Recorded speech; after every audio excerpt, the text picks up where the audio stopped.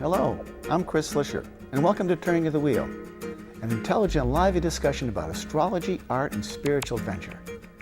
Timing is everything, and as the great wheel turns, we are best prepared when we are best informed.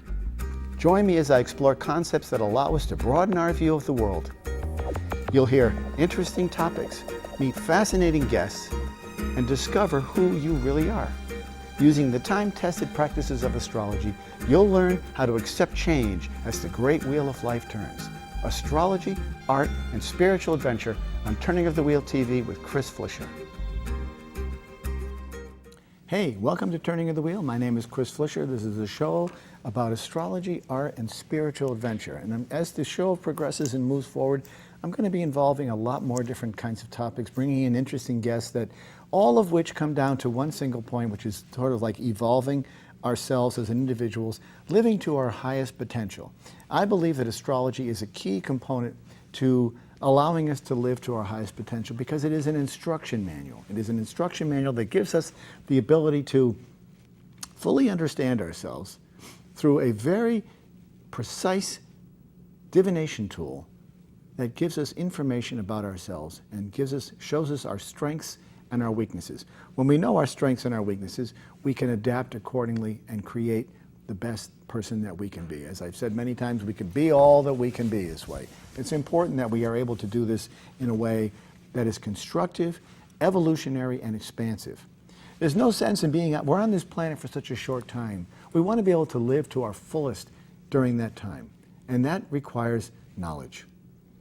Astrology is incredibly valuable, even if just for looking backwards to see where you are and what you've done and where you're going. Because when you know where you've been, you can get a pretty good idea of where you're going. There's a combination there that is inherently precise. Now, I've talked about, over the last several weeks, if you've tuned in regularly, which I hope you have, you'll see that I've been doing many different characteristics of the astrology chart in an effort to sort of enlighten you and to get your interest piqued, to get you curious about what astrology is all about. Now, you know, the problem with astrology in many cases is that it has been given a bad reputation based on the fact that people only look at their sun sign in the chart and they say, oh, well, this is my sun sign, like big deal.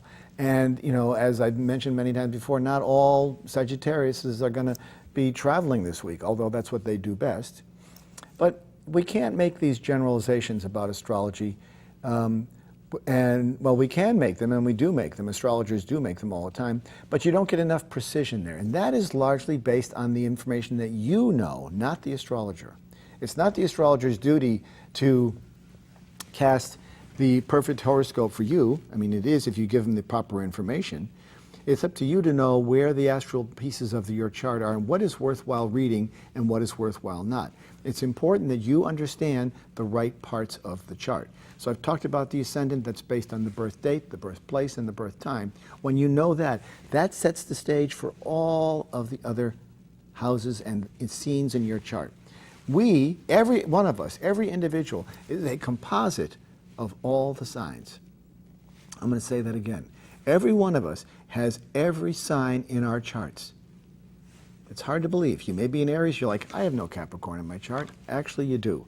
We all have everything. We're a composite of all the signs. And when we are born, the die is cast, the planets are landing in different parts of the chart, and they take on different characteristics based on the sign and the house in which they're in. Today I'm going to be talking about what's called the Midheaven, or also known as MC, or Medium Coeli, which is the Latin term for it, meaning the highest point of the chart. What I mean by that, it's the highest point off the horizon in the chart. It's where we find the cusp of the 10th house. The 10th house in astrology is the house of occupation. Now, when I talk about occupation, I want you to understand, occupation does not necessarily mean how you earn your money. It's how you occupy your time. If you're a student, your occupation is studying, hopefully. If you're a stay-at-home mom or a stay-at-home dad, your occupation is childcare and house maintenance, housekeeping. If you are driving a train, your occupation is an engineer. But you get the point. The point of the matter is it's how you occupy your time. and that's what's important. And what happens in that house when you occupy your time is what determines your occupation. So some people have a certain qualities about them that make them better suited for certain jobs than others. And this is where high school counselors could really do well by guiding their students. If they knew an inherent foundational piece of what the student was good at, what really rang their bell, if they understood that, they would be able to guide them into the proper channels. I can't tell you the number of clients who have come to me looking for astrological advice, who said, I did this, I went to law school for my father. My father was a lawyer, I went to law school for my father. And they go to law school and they realize that they hate it, they can't stand it. It's just not who they are. And so then they go off, leave their past behind and all their student debts, and they go off and they become an artist or whatever they wanted to become. The reason is because perhaps they had a certain placement in their chart that if they had known that, they never would have made that move.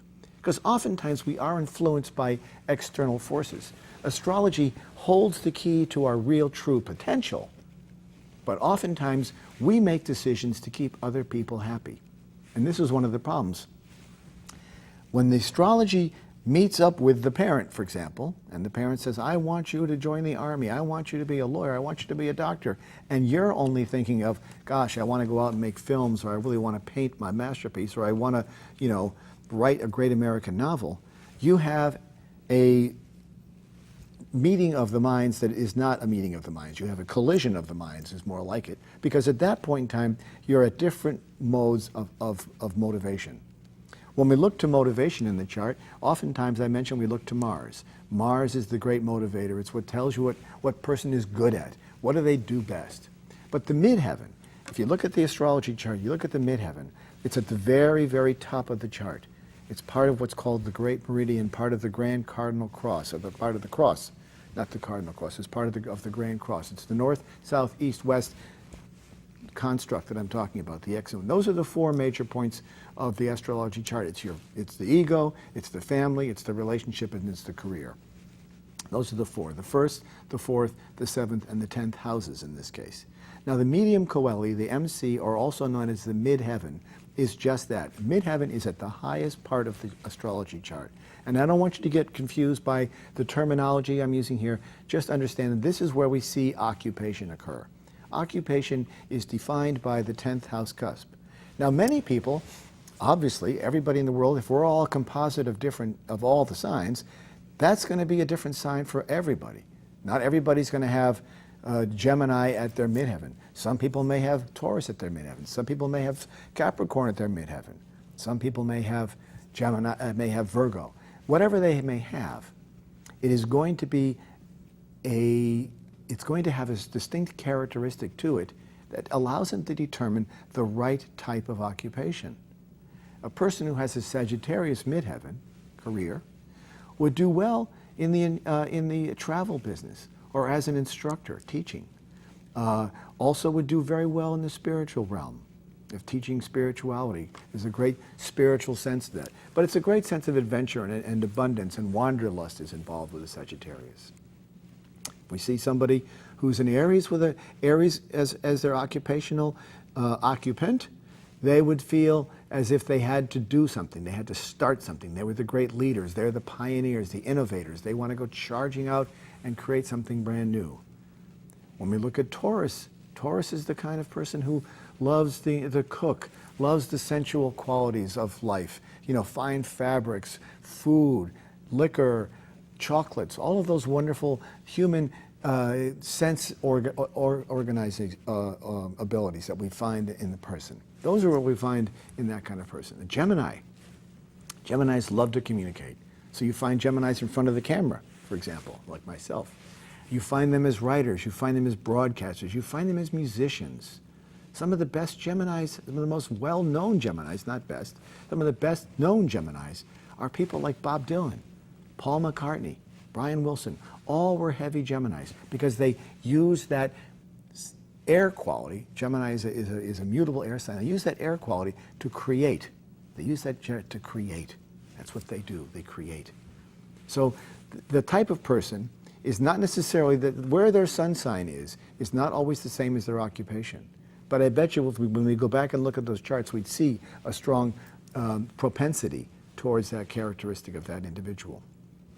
A person who has a Cancer in the midheaven would be someone who might very well do real estate. They're very warm and nurturing, might run a daycare center. That's, you know, the Cancer is ruled by the moon, so they're very much of an emotional-based type of occupation. They may very well be in healthcare. They may very well be in any sort of form of nurturing, caring, taking care of people like that, but they're also a water sign that's in a cardinal water sign. Someone who's a Leo, someone like a Bill Clinton, well, we know what he did. We know very well what he did. He was the ruler of the country and a very popular president of the United States. So he had that ability in his chart to be that type of person. A Virgo on the midheaven is an individual who might very well be a healthcare provider, because the Virgos love to do healthcare. They're very good in healthcare. They're very service-oriented, very much so. Libra is, if Libra is on the midheaven, that's where we find the career of the individual. We might see somebody who is working in the legal field because they have the ability to balance. Lawyers need to be able to understand both sides of the story, both sides of the case. And a good lawyer needs to be able to argue both sides of the argument. They should be able to do both sides of the argument. This is where you might find it. Also, Libra is known for beauty and known for the strong aesthetic qualities that come through personal presentation. So oftentimes we may find Libras in the beauty industry. Makeup, clothes, hair, salons, stuff like that is where we might find someone who has a strong Libra midheaven. Someone who's a Scorpio in the midheaven in that part of their chart. That's the 10th house I'm talking about. If somebody has a 10th house Scorpio, they may very well be the type of person that does research. They may be the type of person who does litigation, divorce and estate planning. Lawyers, again, as well, because they have the ability to be very intense and secretive in some ways. Private eyes would be a great place for a Scorpio to go. Someone who likes to be a little bit out of the spotlight and yet effective in the background. And they are the people who are very effective in the background. So we might look at people like spies and stuff like that, who are very secretive, because Scorpios have that tendency to be secretive. It's not a bad quality, it's just a quality that Scorpio would have if in that part of the chart. And when I'm talking about this part of the chart, I'm basically describing the types of occupations that people might have. This does not mean that the Scorpio has Scorpio in the 10th house is not an Aries or a Gemini or an Aquarius. They may very well be. That's what their sun sign may be. But this is where, according to their chart, this is where their midheaven lands up. This is where their career slice of their pie is. And when we know where that career slice of their pie is, then we know what occupation best serves them. The next one beyond that is Capricorn. Capricorn is the hardest working sign in the zodiac for the most part. They're very determined. They're driven by Saturn. They're very determined, hardworking. I would always hire a Capricorn to do any job because they're dedicated, hardworking, and they get the job done. And they also love to build. So you might find them building houses. You might find them putting in swimming pools, stuff like that. This is the carpenters. There's a very strong mechanical kind of person. After Capricorn, we have Aquarius. Aquarius, for an occupation, is the type of person who does work for others. They are the great humanitarians of the world. So someone who had, say somebody had an Aquarius, say they had a Jupiter in Aquarius in their 10th house, which would be their house of career, they would be a great pioneer for human rights. They would be a social reformer. They would be somebody who knew that their purpose on earth was to, their occupation on earth was to help do humanitarian deeds to help move society forward. And finally we come to Pisces. Now if Pisces is on the midheaven, we might see somebody who's a filmmaker, an artist, a dreamer. These people are very lost in in that sort of amorphous world of dreams and illusion.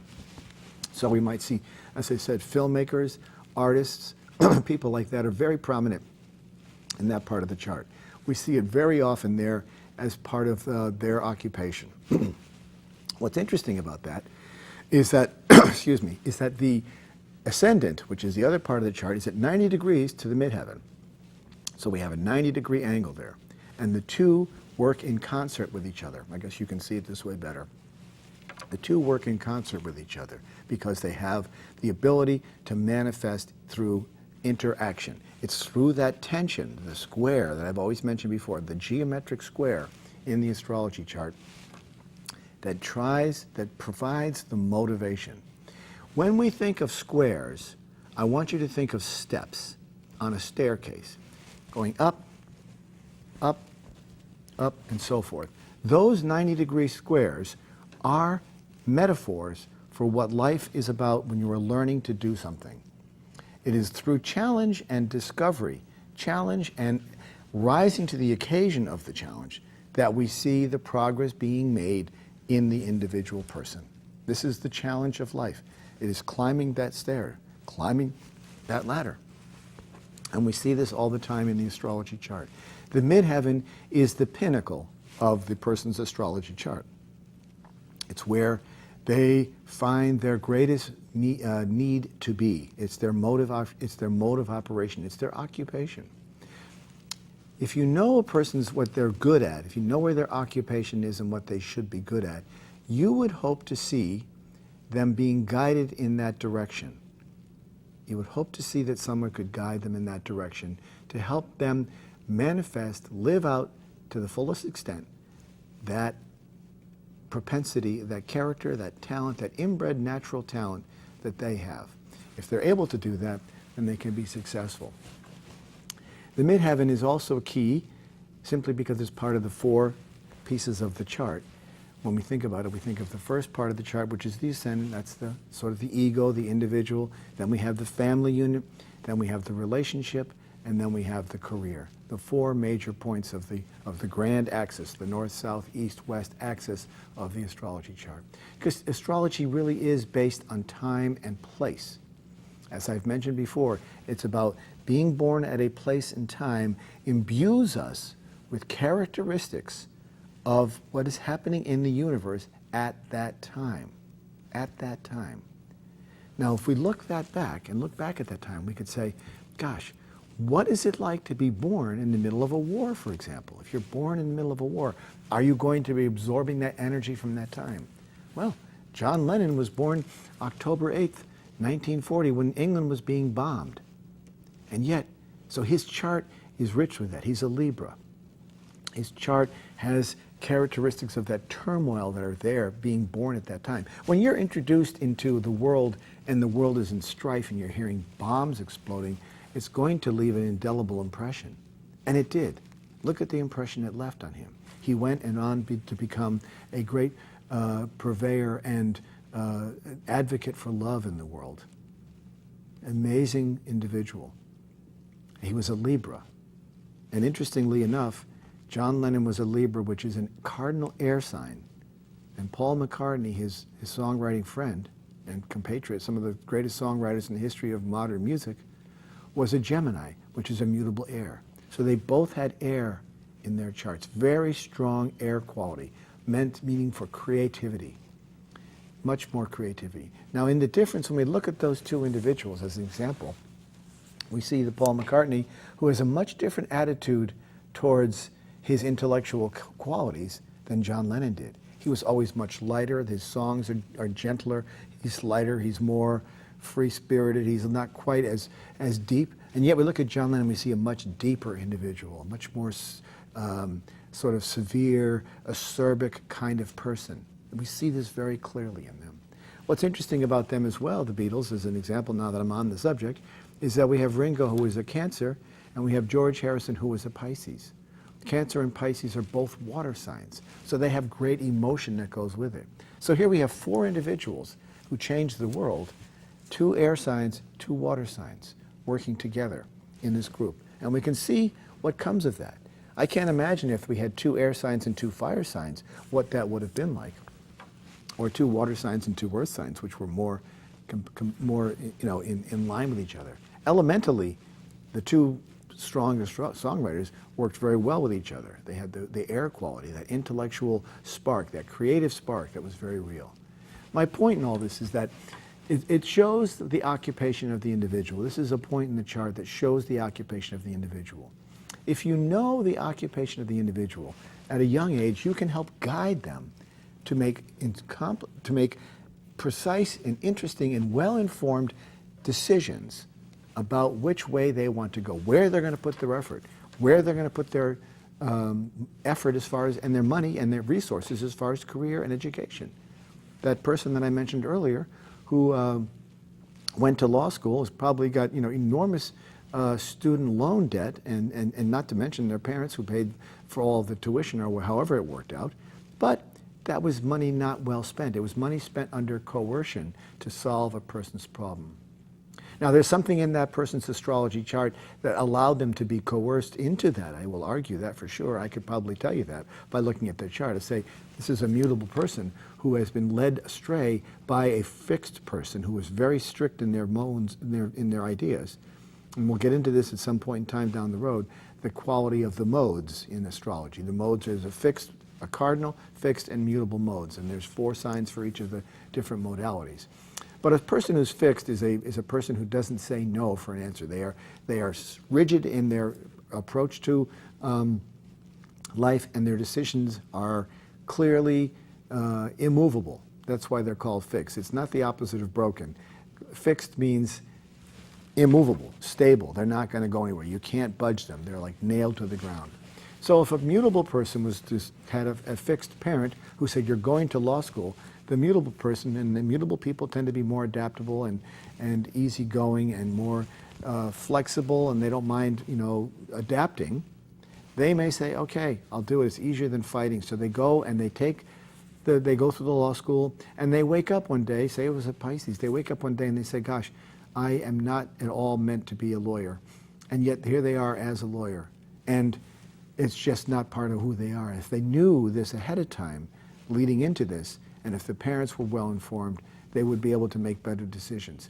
Part of the beauty of astrology is that it gives us all the ability to be somebody. We all have special talents. We all are here for a purpose. Those talents are real. The talents are real, they're tangible, and when you live up to them and you use them in your best way possible, you can hit a home run. This is what makes people interesting. It's what makes them real. There's real character there when we see this in people. But you have to know what that is. Many people have been led astray. Now, it's not to say that everybody who has certain characteristics in their chart are going to go on to become a top-selling performing artist or write the world's best novel or, you know, become a world-famous artist or politician or engineer, whatever you want to be the best of. Not everybody has that ability, but the chart does show what the strengths of the individual are. And when you know your strengths, you can work on them, and when you know your weaknesses, you can work on them as well. These characteristics are really critical when it comes to career guidance, which is why I think that, you know, every guidance counselor in the world could do well by understanding astrology, understanding what is a person's character, what is their makeup, what are their strengths, what do they do right, what really turns them on. And I know myself in my own career, growing up, I was led astray. And yet if I looked back at my astrology chart when I was much younger, I would have been able to say, this is not a wise decision. It may have been a wise decision at the time, because it seemed right at the time, but what was that time based on? Was that time based on circumstances?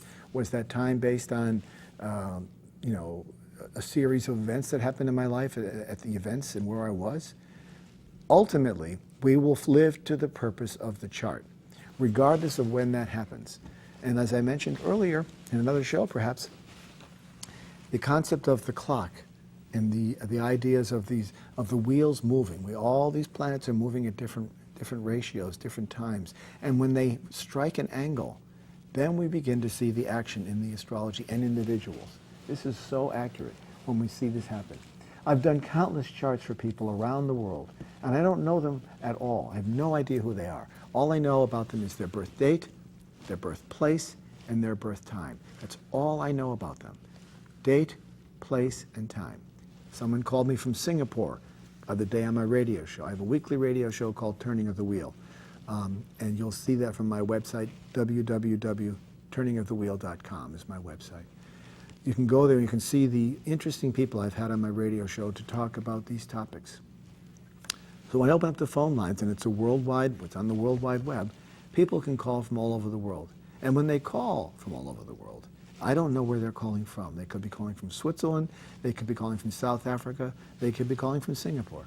So this person calls from Singapore, and all they give me is that birth date, birthplace, and birth time. And in a matter of 5 minutes, after I cast the chart, I can see what's going on. I can see where their midheaven is. I can see what their type of work should be, where their greatest strengths are as far as work is concerned. I can see what their assets are. I can see what their liabilities are. I can say how best to manifest this. When was the timing best for you? When are you going to hit your best home run? When are you primed to do the right thing at the right time? Knowing that is critical, because you know as well as I do that timing is everything. Everything is timing. When you're in the right place at the right time, you're going to hit a home run. If you're in the wrong place at the wrong time, you're not going to do so well. That's not to say that there isn't value in that. There is value in being in the wrong place at the wrong time, because it's how you learn. It's a matter of learning from your mistakes. When you learn from those mistakes, you make progress. It's clear. This is exactly what it's all about. But think of the time and effort you could save. Think of the people who have difficult relationships, or are troubled by their careers, and they want to find the real options, the real, what's the potential in their charts? Where can they do better? What can they do what are they not doing right? Oftentimes I can see in a person's chart, make distinct recommendations on what they can do. And it's so clear to me. And they are very thankful when they understand that they've done something at the wrong time and place. And they come back and they revise it, and they think about, wow, they put some energy in. And more often than not, the person already knows this. And what's fascinating about astrology is that it's validating. I'm a perfect stranger to them, calling from Singapore. They tell me they want to do this, and I say, this is the time to do it. They do it, and they have great results. I've seen this happen time and time again with people. I've oftentimes in the counsel that I do, the counseling and the life coaching that I go through with people, when I'm talking to them about what decisions to make and how to make them, and how to get through their relationships and how to solve their career problems, these are the types of issues that I talk about. And I often bring them fantastic ideas that they can then go off and implement and get great results. And they oftentimes know that it's right, but hearing it from somebody who they don't know, who can see that in an astrology chart, and it rings clear as a bell that this is what has to happen. When they see that happen, and it rings, as I said, as clear as a bell, then they know they're on the right path, and they know that the time is right. And that is what it's all about. It is all about timing. Timing is critical, and when you act accordingly, you can always do best, because then you're in concert with the rest of the universe. You're working with the stars, and they're guiding you because of time and place and the energy that's there, and the mathematical construct, the geometry of the universe, the divine logic, the sort of that mathematical precision that brings things about in the world is incredibly accurate. As time goes on, we're going to find more and more that mathematics is the core root of our very, very existence. And as time goes on, we're going to learn far more about what it is to be a human being, especially as the rate of progress increases. Thank you for listening today. Astrology is a fascinating science. My website, turningofthewheel.com. Join up for my newsletter. I'm on YouTube, I'm on Twitter, I'm on Facebook. I encourage you to hear what astrology can bring to you, and I'll talk to you all very soon. Thanks for listening.